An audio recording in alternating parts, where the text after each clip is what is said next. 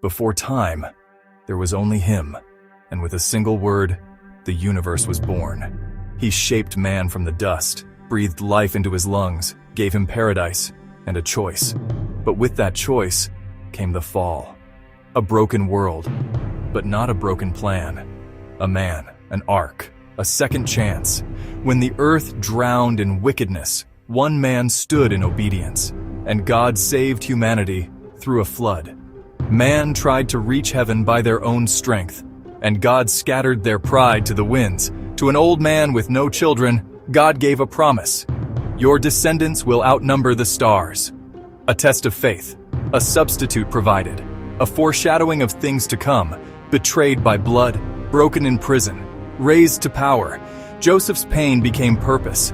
Moses ran from his past, but God called him back. Pharaoh let them go, but it was God who set them free. A nation freed by miracles, led by fire, fed by heaven. And in the chaos, God raised a warrior, Samson, chosen before birth, strength unmatched. But pride became his downfall. He lost everything, but not his purpose. In his final breath, he fulfilled his destiny. Through widows, worshipers, and whispering prayers, God moved, a shepherd boy who would become king, a man after God's own heart. But even kings fell, the people strayed, and God sent voices into the fire crying out, "Prepare the way." And then, in a manger, the Word became flesh. He healed, he taught, he turned the world upside down. Kings feared him, crowds followed him, but some wanted him silenced. He was betrayed, beaten, nailed to a cross. The author of life tasted death, but the grave couldn't hold him.